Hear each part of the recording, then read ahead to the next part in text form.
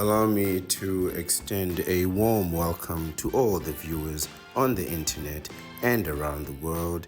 It is sunrise on YouTube, morning on Facebook, noon on Twitter, midday on Threads, afternoon on Twitch, sunset on Instagram, and evening on Rumble.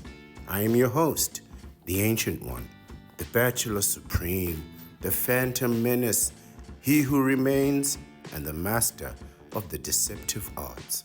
We are broadcasting live directly from the sanctum of solitude and the citadel at the end of time.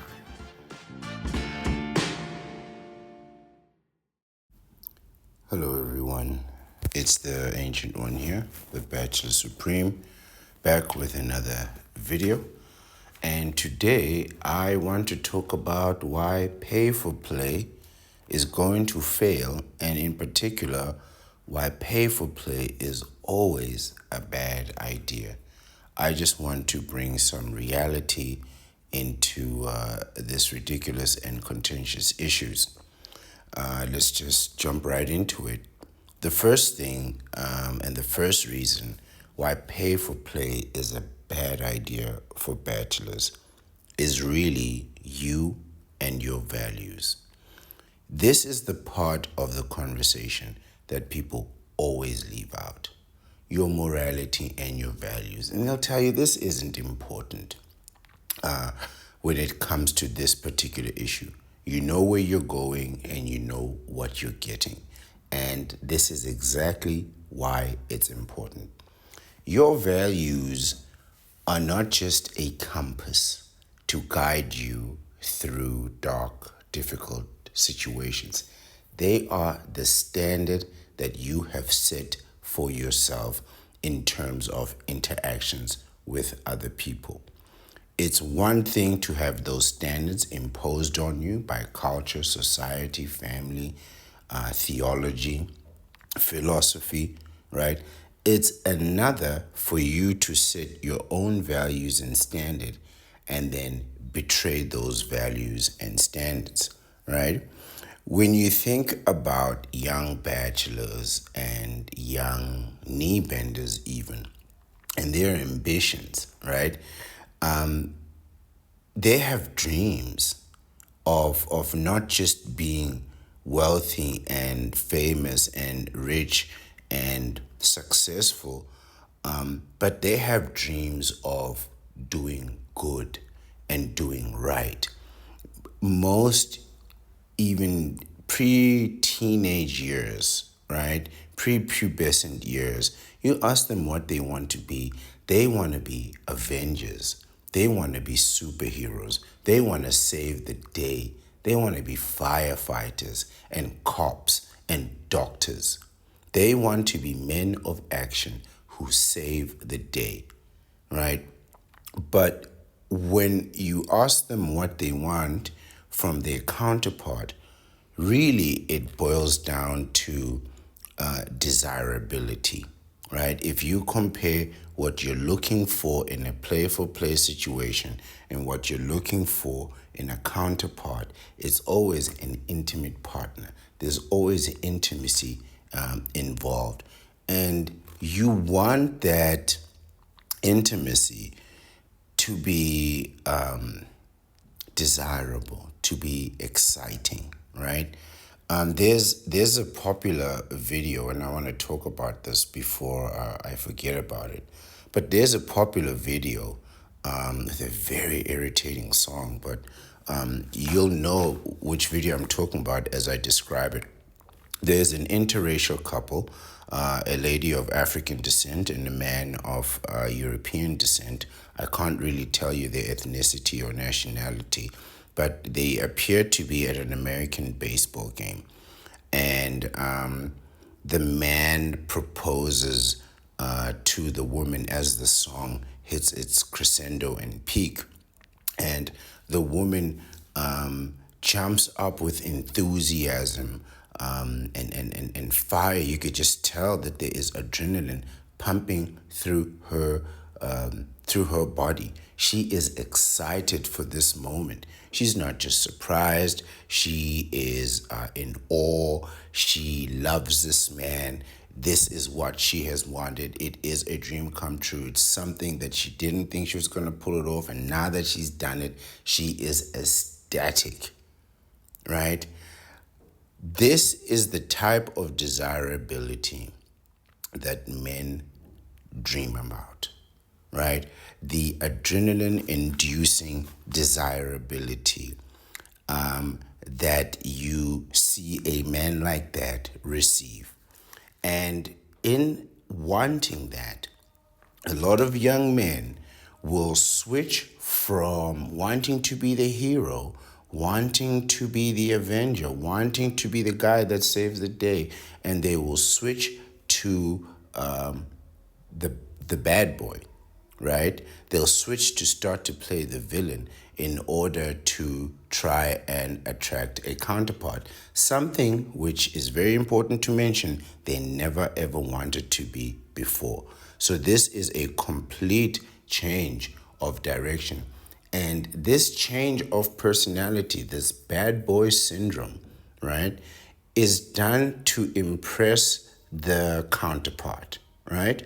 So a previously good student will start disrespecting their teachers, they'll start missing class, they'll start missing school to show the counterpart that not only do they have the bravery to follow through on what they say, they have the courage to break the law and rebel. Terrible mistake, right?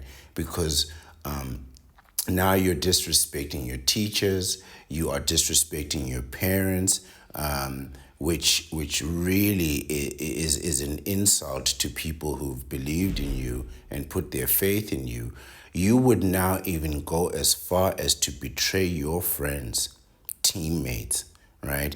In order to even go beyond what is just normal. Like it's one thing to leave your friends behind to go pursue a counterpart. It's another to pursue your friend's counterpart and betray that trust just so that you can feel a sense of desirability that you would otherwise not be able to attain if it wasn't for the element of betrayal, which adds some type of excitement. There's a fear of being caught, right?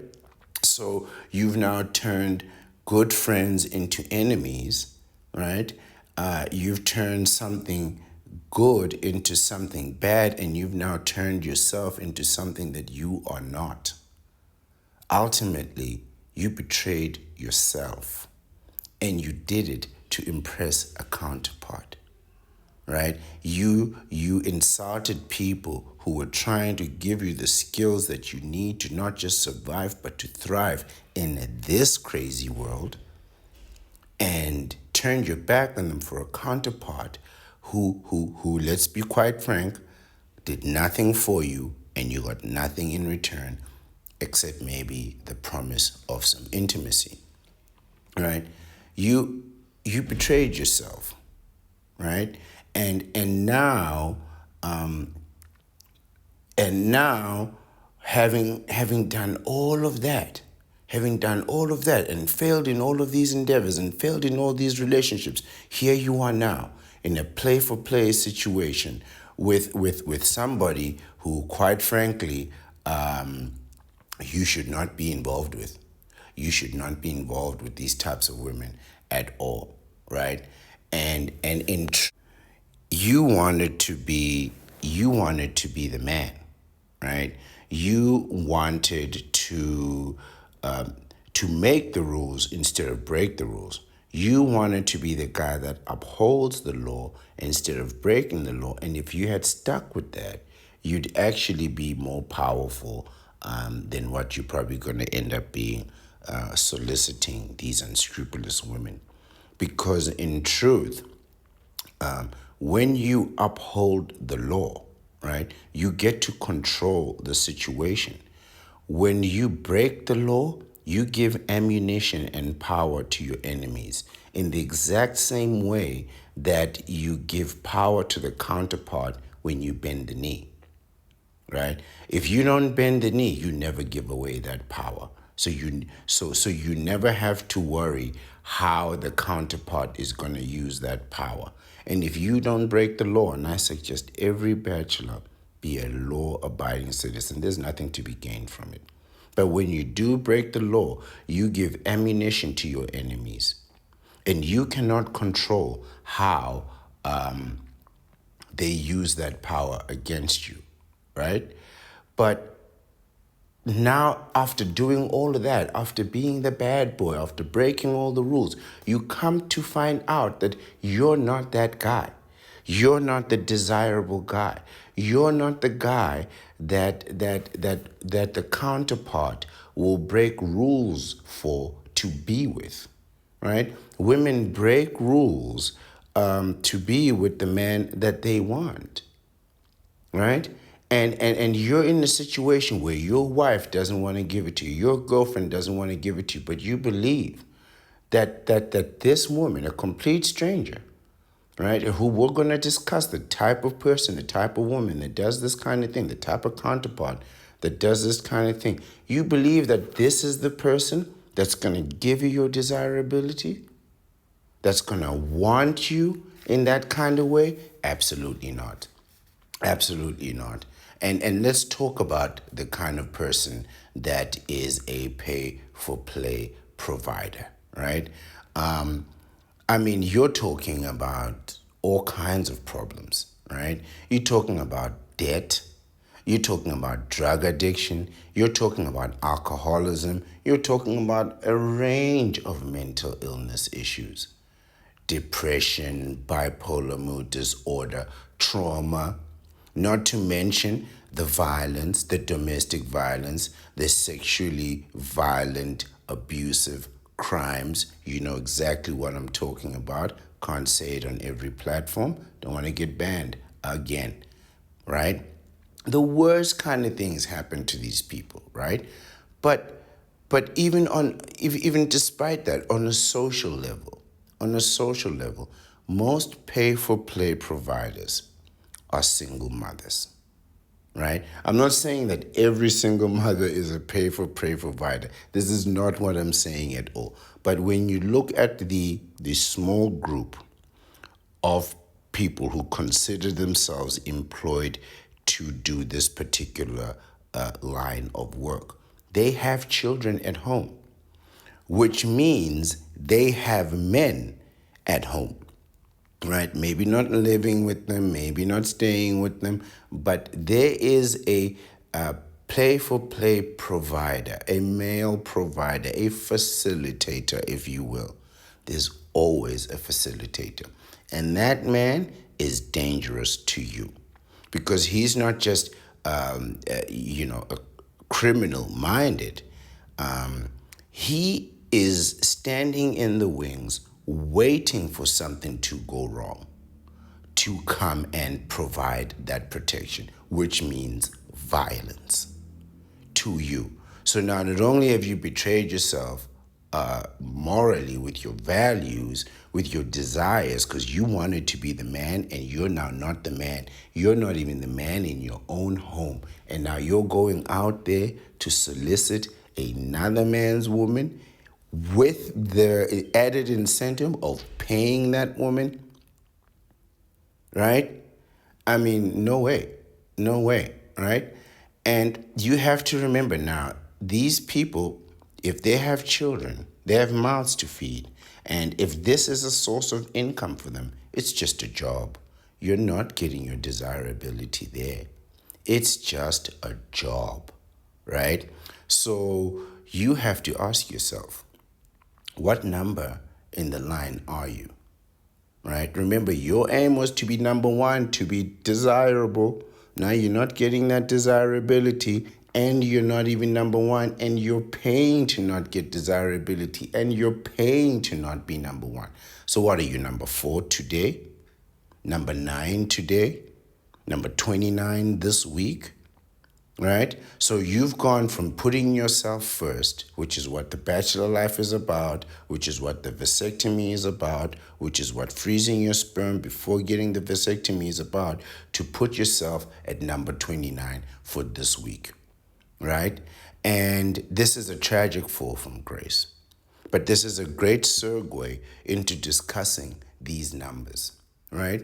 So let's talk about these numbers. So now you're number 29. This is the first number that you have to keep in mind. You are number 29 for the week. The other number is the economics of this, right? So if you're paying for this interaction, you're paying, let's say, 250. Let's work with 250 local currency. But I'm lowballing that number. I'm bringing it right down to where your ego can handle it. Because I know you're not paying 250. You're paying 500. You're paying 500 just for the interaction, right?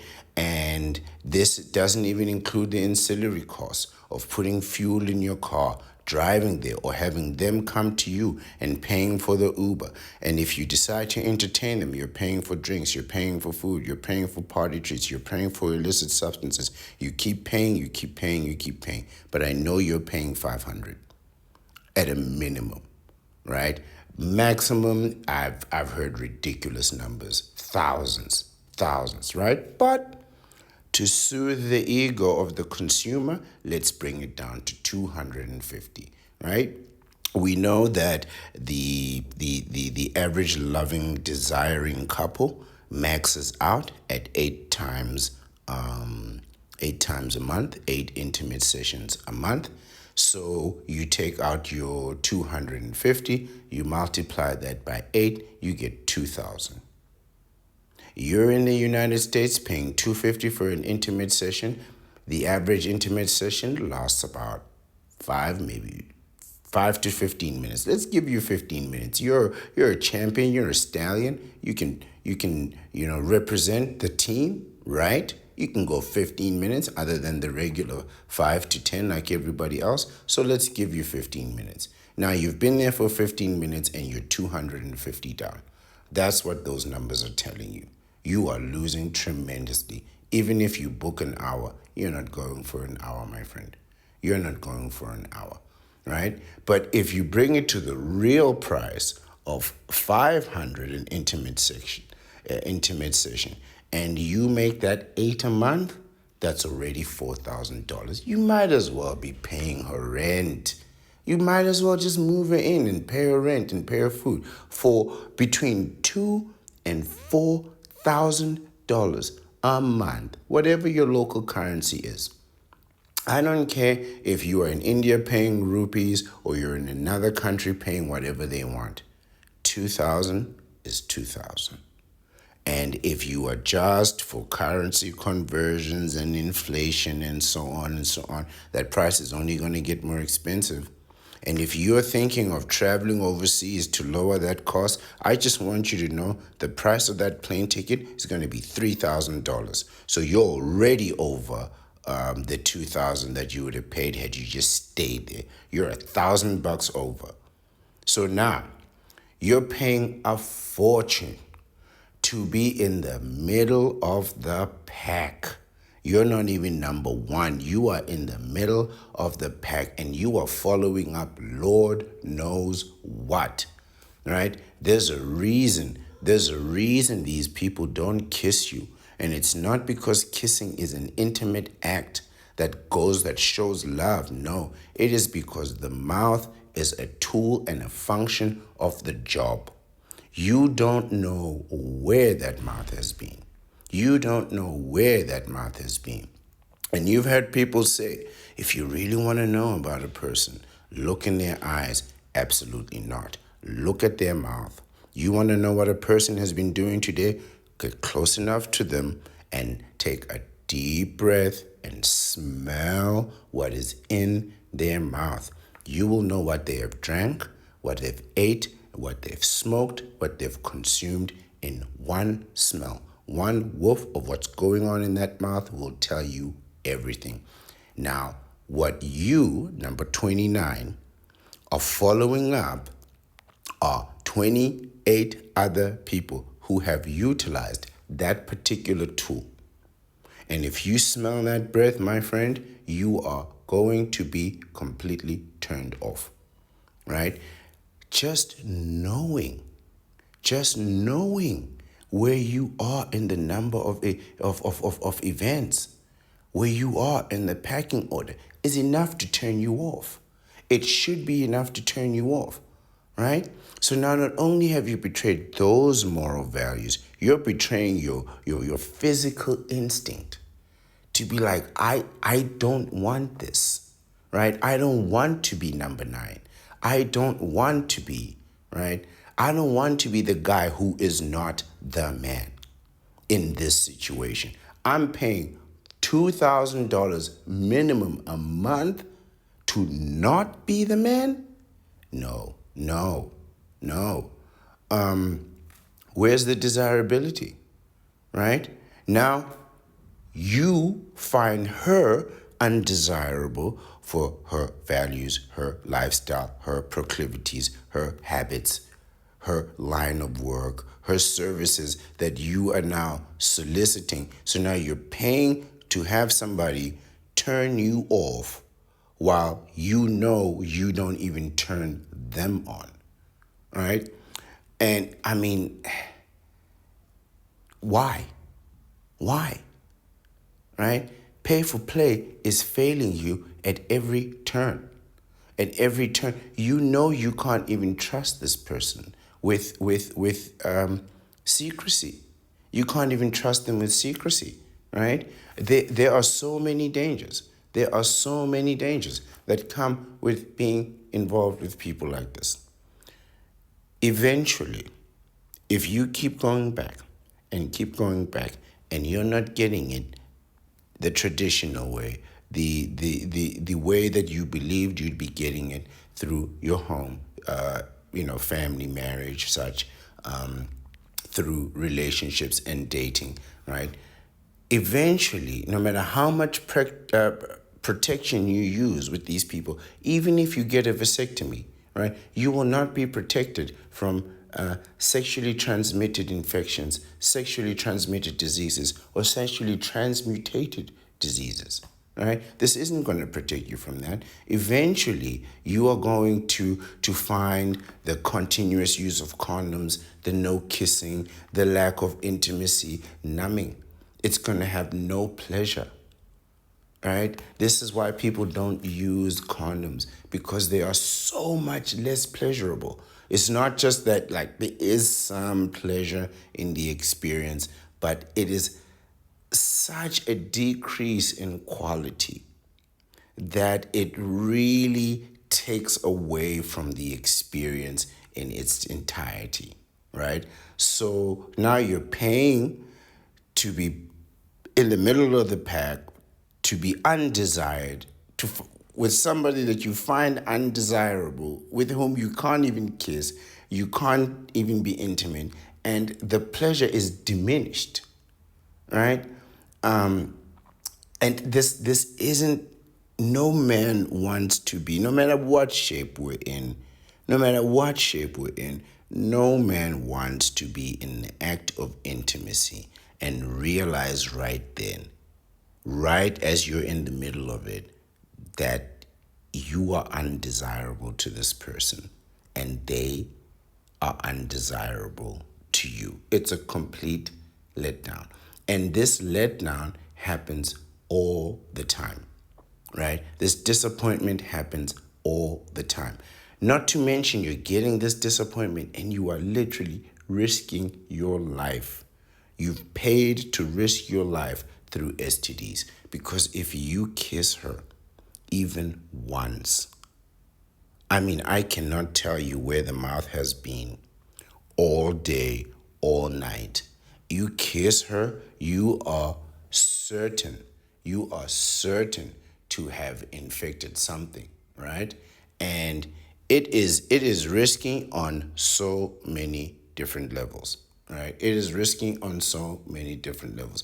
Not to mention the multiples and multiples of partners, right? when we talk about the multiple of partners, I want to talk about the men, right? First and foremost is the play for play proprietor, the proprietor, the man behind the activity, right? Some believe, and I believe this also, that the proprietor and the counterpart are not just in cahoots in business together. They may very well be in a relationship and in a marriage. Now, just imagine that.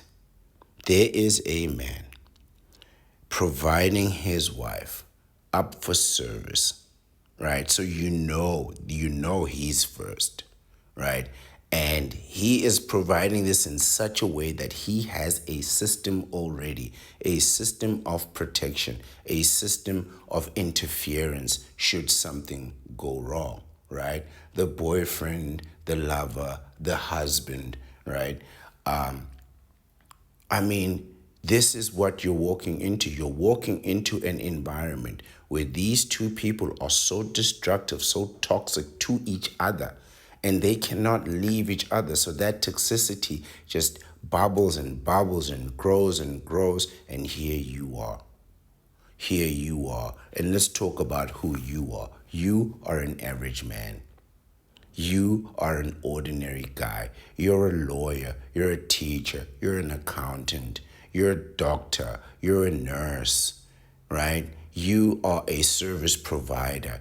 You work in a company. You run a company. You're a small business owner. You're a regular guy with regular values, with a minimal need that, quite frankly, you could deal with yourself in an intimate act of self-gratification.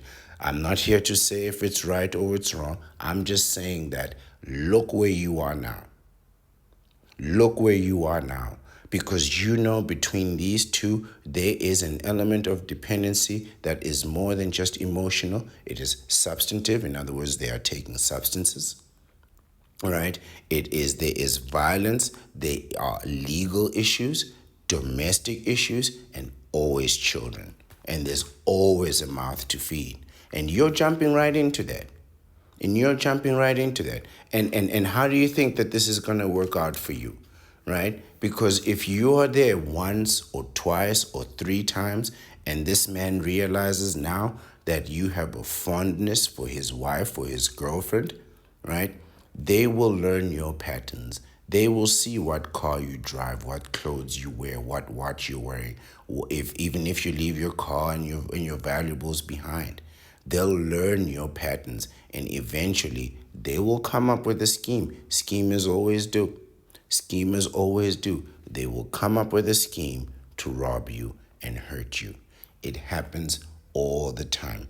The infamous passport bros have become so predictable that people are drugging their drinks, right? And if they're already taking illicit substances, they just give them too many, right? And even if you don't do that, even if they don't do anything wrong, just the fact that you are drinking alcohol, you will drink enough of it to pass out. And when you are gone, right, even if you drink with the counterpart and the counterpart falls asleep along with you, remember, there's still a third party who has not had not one drop of alcohol. They are sober, they're in full control of their wits, and they can do whatever they want to you, and you can do nothing to stop them. This is an absolute fact. And you know, a man can easily carry all your belongings in one bag and throw the woman on his shoulder and walk right out of the room. It won't even slow him down. Men can easily lift women and other things simultaneously. So, and if I'm thinking up this hypothetical situation, there's no reason why somebody is looking to do you harm, because they know that you have certain habits and proclivities that they can anticipate and plan for, and they will. It's all over the news, it's all over the internet. Man travels overseas, never comes back. Police investigation leads nowhere. What are they going to do? What are they going to do? Arrest a single mother? Who's going to look after the kids? Especially since you have done so much and have so much in your system, they can't tell which are the illegal substances that you took by yourselves and which are the illegal substances that were given to you by force. Autopsy is not going to do nothing for you, right? Investigation is not going anywhere. You came all the way to their country to party and act a fool, and you partied and you acted a fool. And those are the real consequences of life. Those are the real consequences of life. There is no detention in life, right? Think then about the other men that you don't know about. The other men that came just like you, thinking that they were number 1 or 2 of the day. When they discover that they are number 8 or 9 or 10, just like you, men become obsessive. They become unstable. You don't know what they'll do. You don't know who's stalking her. You don't know who's following her up, right? You don't know who's online doing, all kinds of crazy things in the name of love, in the name of obsession, right? And so you're walking into these situations with so many unknown variables. The pay for play proprietor is one thing. A vasectomy is one thing, but the men that you cannot anticipate are the normal guys thinking they're getting a good deal, thinking they're getting an advantage when they find out that it is nothing but that they're getting played at home, they're getting played out here, and now they're getting played by you. They're getting played at work. They're getting played at, the taxes are killing them. The system is killing them. And now here you are, the final nail in the coffin, coming in for a quick, easy access, lack of lack of valuable intimacy with a woman that they have developed feelings for, right? This could be dangerous. This is a volatile situation and it is real. If you are involved in pay for play, you are not the only man, right? You are not the only man, and you cannot determine what the other men will do, right? You also, there's a very popular thing that men will say. They'll say something like, what she does in my absence doesn't really bother me. That's not true. Or what she does in my absence doesn't really affect me. That is absolutely not true. So far wrong is this that just think about all the deceptive things that have happened to you in your life because somebody was saying something behind your back that you didn't know about. Your colleagues will turn on you. Colleagues that you cared for and cared for you the last year will all turn on you because a counterpart said something about you that even if they know isn't true or can't prove it, but because the statement was made to protect themselves, they're going to side with a counterpart just because they don't want to be viewed or associated with whatever it is that you are accused of being. It is anticipated self-preservation. Like they're like thinking the worst and they don't want to be associated with whatever it is they're thinking. So they'll back away from you, right? Happening in your workplace, behind your back that you don't know about, affecting you directly. You could lose a promotion over something like that. You could get fired over something like that, right? Imagine being set up. Every setup happens in the absence of the person or in the ignorance of the person who is being set up. There's a case of a woman who was a suburban wife, husband, kids, and so forth. I don't know what suburban people have. Their details in the personal situation are really inconsequential. What is important is what happened. The wife left her suburban neighborhood, went to an opposite style neighborhood. So if they were middle class or upper middle class, she went to an extremely impoverished neighborhood. Began a relationship with a man that she believed would be able to assassinate her husband. Offered this man pennies. I mean, it must have been $500 or something to execute her husband. This man, being incompetent himself, unskilled in war or combat or anything, just a man with a bad reputation, and didn't really value his life, right? He goes and tries and attempts this assassination, and of course he fails, right? And gets himself arrested and shot in the process and so forth, right? Now, the husband had no idea what was going on.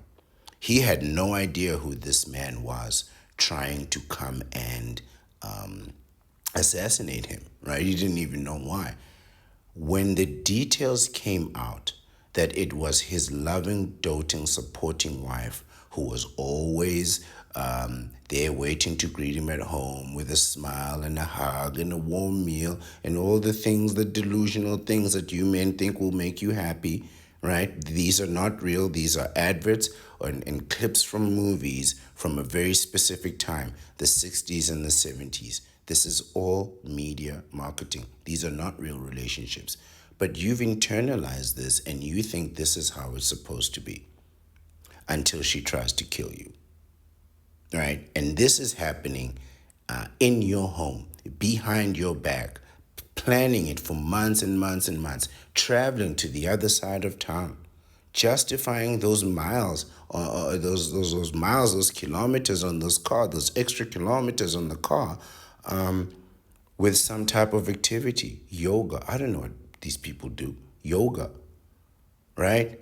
And now you're about to die over some fake yoga. Unacceptable. Completely unacceptable, right? So you cannot then say that what people do in your absence or behind your back doesn't affect you, because it will.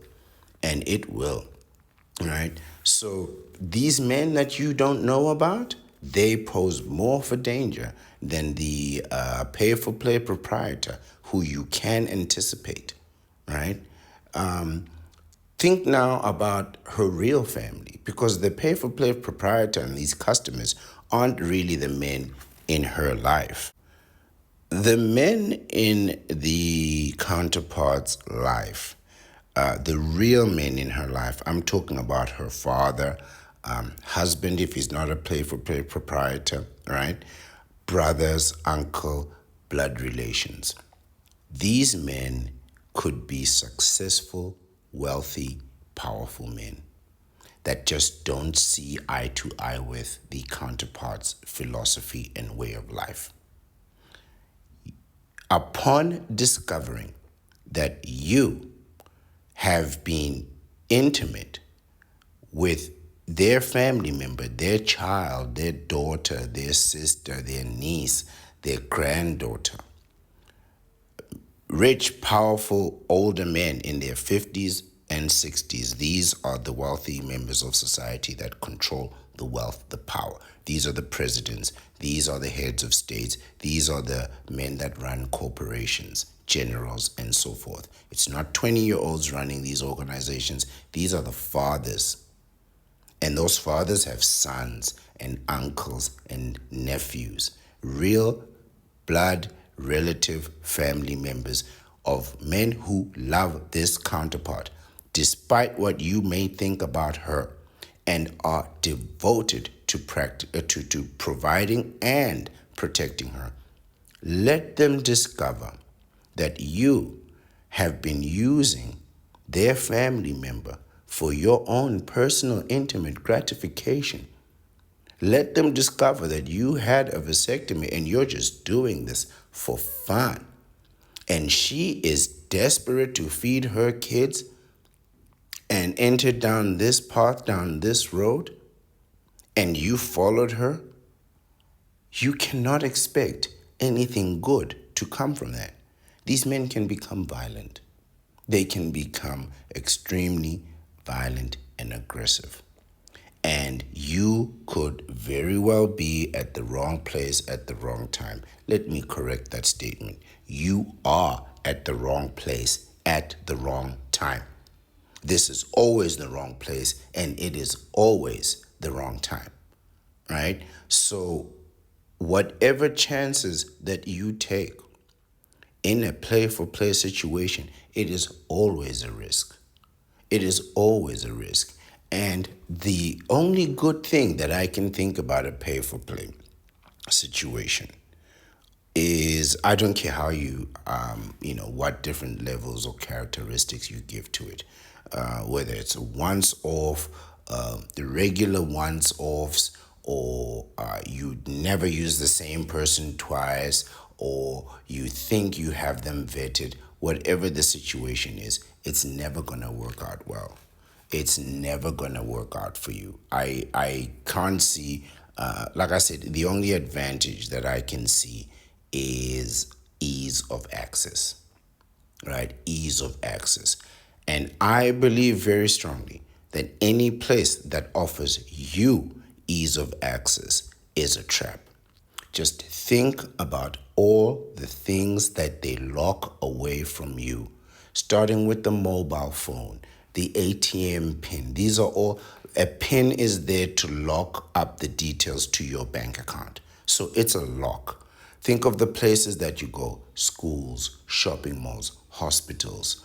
All these places get locked. Even in nature, every flower has a defense mechanism, whether it's a pin, a spike, or just the taste and the smell of that flower is there to dissuade somebody from eating it or killing it, right? Every animal has natural defensive instincts within them.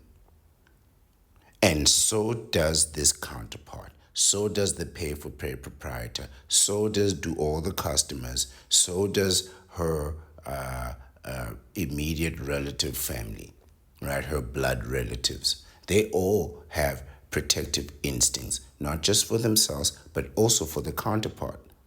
And no matter how disagreeable their relationship is, you cannot take away those protective instincts, especially now that you've given them a target.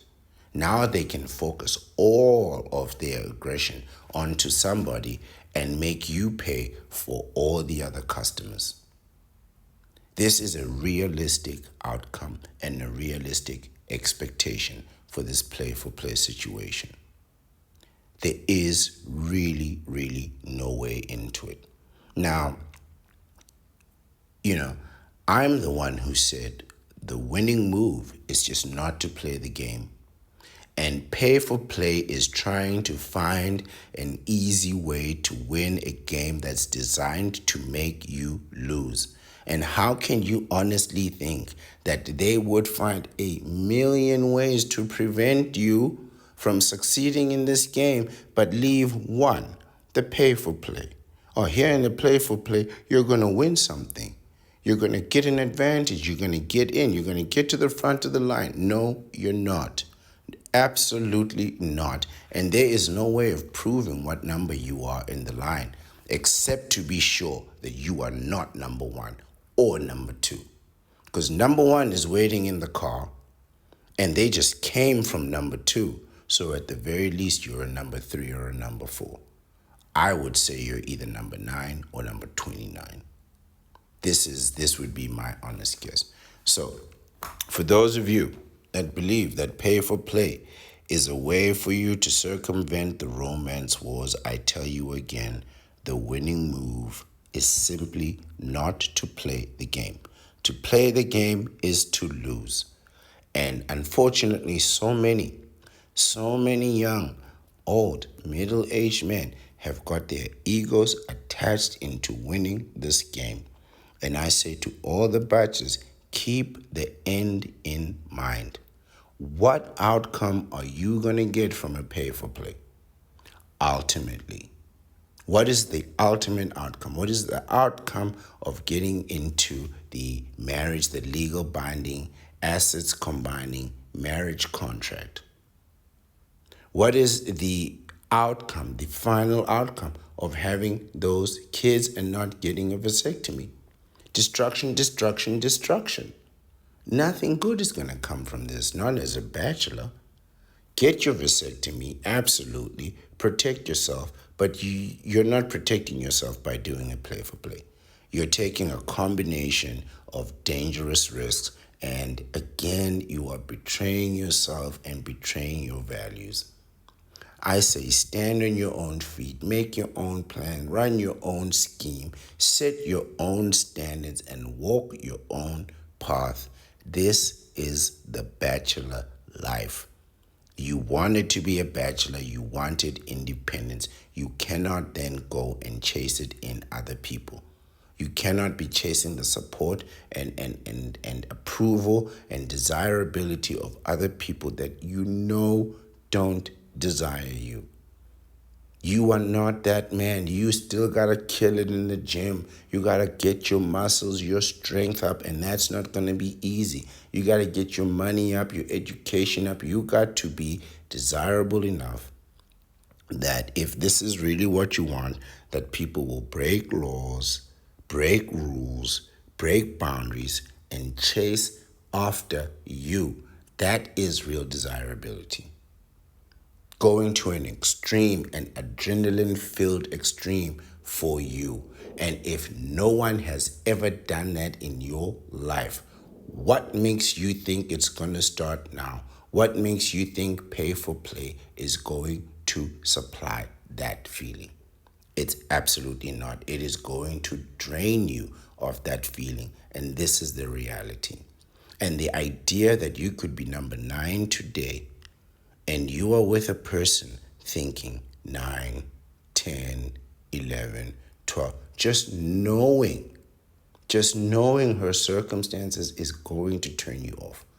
And then when you have a performance deficit, when you can't rise to the occasion because you are now completely turned off, that lack of performance is going to demoralize you. It's absolutely going to demoralize you. You're going to need a tremendous amount of training to undo your instinct in order for you to be able to perform successfully under these circumstances. And just knowing that there's another man waiting with whatever weapon he chose to bring today, just in case you decide to express whatever disapproval you have when you shouldn't have been there to begin with. Pay for play is not a solution. It is just another level of problems that you're going to encounter in this life if you continue to play the game and you continue to fight in the romance war, otherwise known as relationships. This is the Ancient One with another video. Thank you for your attention. I truly appreciate it. Have a nice day.